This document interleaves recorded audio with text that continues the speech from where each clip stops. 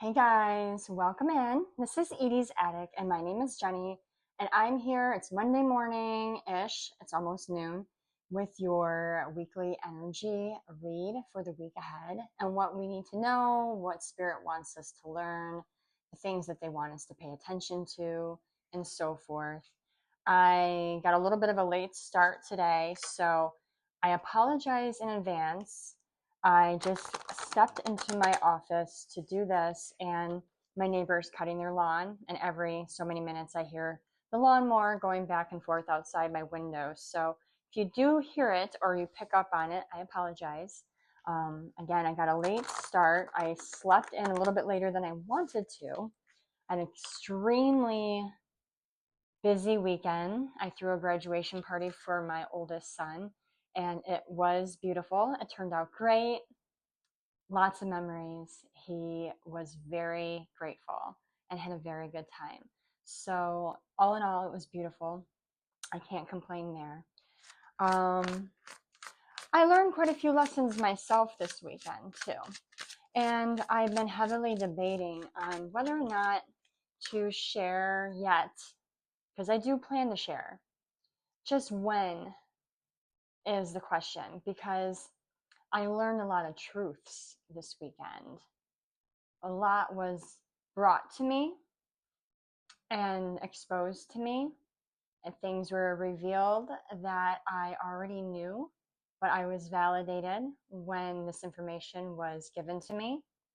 And I cannot lie, it stung a little. Um, but it's like I already knew. And I'm still, sitting with the information and, leaning in on Spirit to advise and how to organize these thoughts and deal with them and how to process them. And it's going to be good. It's going to be fine. I'm okay. Um, Again, it's just information that I already knew, and someone validated everything. And for that person, I'm grateful, because I feel like there's a lot of people in our world that will never tell you the truth. They will never give it to you the way it is. A lot of people just hide their feelings and they don't share. But this person was very honest and they have my respect and my love, and they have much integrity. So I appreciate them. But I, didn't want to pull any of my emotions and my situation into our reading this week. So, so I wanted to start with a clean slate. I asked Spirit, what cards should I use? Where should I pull from? Give me brand new, fresh information that's relatable to this collective. And my story, my lessons will be something that I will skim over the surface without giving too much personal information, but the lessons will come down the road when the time is right in a video that I think that the collective will relate to and understand and learn from. So today we're going to start the clean slate, and we're going to pull. I was led to getting our initial cards from my Archangel Michael Oracle deck, and they are advising me to follow with my own written and maybe a couple others, but my own written cards. They said the answers are in there. So let's get started. Spirit, what does this collective need to know today? And they are telling me this one. Shield yourself. Shield yourself. Protect yourself. Put armor on. Something about, and this even feels a little bit relatable, something about not being too vulnerable, and something about like your underbelly, like not exposing your inner, like being a little bit guarded right now, which I know like we are trying to break free from that mentality. And we are talking a lot about walking in our authentic selves and being very transparent and open and receiving. But for some reason, there's energy around you at this time that is moving to to hurt and to damage and to manipulate your love and your emotions. And there's something about protecting not just your, your physical vessel and your spiritual vessel, but very much protecting your heart and your mind space from these energies, because they're moving in to confuse and manipulate and to toy with your emotions because of the loving nature that you carry.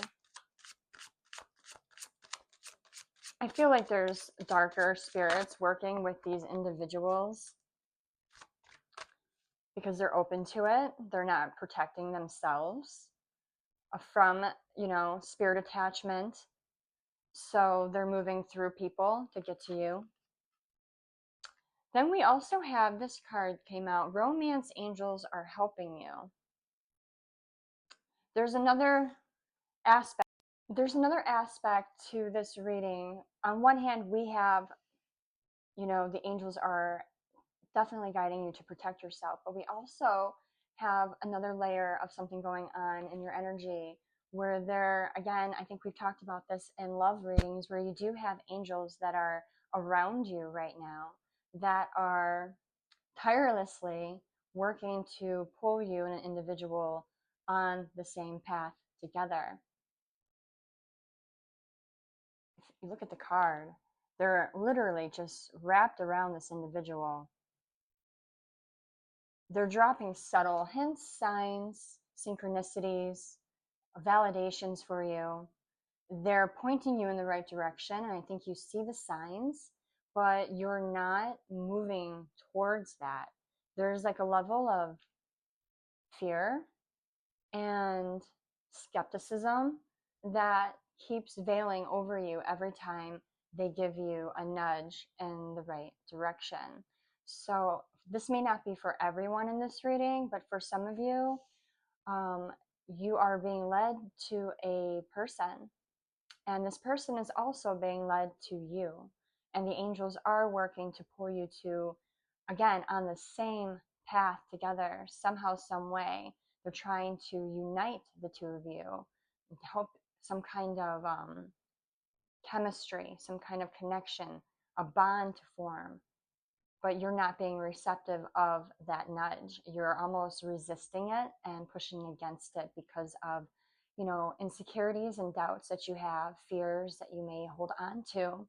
So there's also some kind of like need to work through some of these things that are holding you back from moving forward onto this path that Spirit is guiding you down. Doing some self-reflection and a little bit of healing in those areas, and something about confidence, needing to reclaim your confidence. You kind of bounce in and out of this confident energy. There's days where you feel like you're on top of the world, and there's days where you feel like your confidence is through the roof. But then the next day you may have all these doubts and insecurities, and you second guess yourself. And again, I'm getting that phrase, imposter syndrome, where you don't actually feel like you are the person that you are. Like one day you're stepping out into the world in this energy of I am who I am, and this is me, and I'm proud of me, and I'm confident. And then the next day you're looking at that person you were the day before, like, is that really me? Am I that person? That's the things, those are the things that you. So those are the areas that Spirit really wants you to focus on. The areas where you find yourself bouncing in and out of like a higher, like elevated energy to a lower vibing energy. Whether it's about your success in business, whether it's about the love that you have around you, or the friendships you have around you, the support systems you have around you, the knowing that you deserve everything that you're getting, and that you are deserving, you are loving, you deserve love, you are an amazing person. They want you to be confident, they want you to be secure, but they want you to be consistent. They don't want you to bounce in and out of that energy right now. So once you start really focusing in and paying attention to those things that you're wavering in, there's like this pivotal moment where you become so fully confident and secure in yourself that the signs you're getting and the nudges from spirit in regards to this romance, you will take. I don't want to say it this way, but you will take the bait. You will move in that direction. And then finally, they can finish working on this little scheme that they have and this project of pulling you two together. And there will be some form of unification. It's going to seem serendipitous, but it's actually being divinely orchestrated. Anything else, Spirit?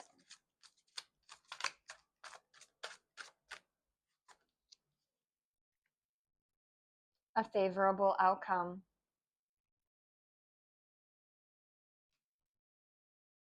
Even though you're in denial about moving towards the path that you're being pushed down, and you do hopefully recognize, if not, maybe now you will, some of the insecurities and some of the things that are holding you back from moving down that path. As soon as you do, and as soon as you follow Spirit's lead, you're going to be met with a very favorable outcome. It's like giving. Like if someone said, I have $1 million at the end of this hallway. You just need to walk down this hallway and collect your $1 million. And you look at the hallway and you are afraid of all the doors that are in the hallway because you're afraid that something bad is going to pop out of a door. So you just stand there debating and wondering, if I walk down this hallway, is something bad going to happen to me?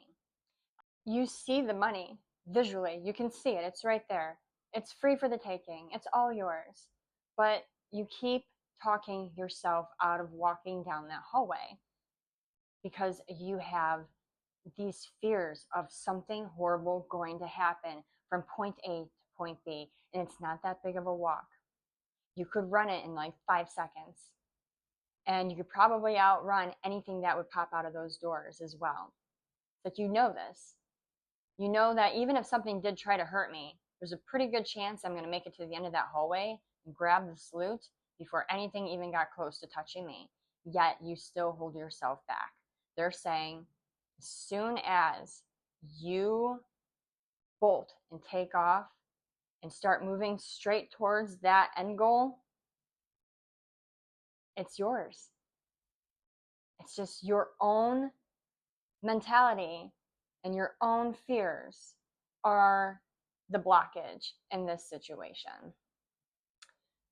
On the bottom of the deck, we have forgive yourself. You've done nothing wrong. I feel like for a lot of you, you don't want to claim what you know is yours because you do have this underlying feeling of, I'm not deserving of this. I've done nothing to deserve this. You start talking yourself out of feeling worthy. You need to forgive yourself just as you would forgive anyone else. The art of forgiveness in regards to yourself is a very, very powerful tool, especially if you are truly walking in your authentic self. You're being true to you, true to your feelings, and you don't move through your life intentionally trying to cause others pain or trying to hurt others or talk poorly about others. You're just living in your truth. Yet people may twist things when you're in your authentic self and pin things on you for hurting them because of the way your energy makes them feel. You being your authentic self can put people in a headspace of recognizing that they are not, and that they hide a lot about themselves, and that they have a lot of work ahead of them to focus on. So you may be feeling a lot of projected energy on you at this time.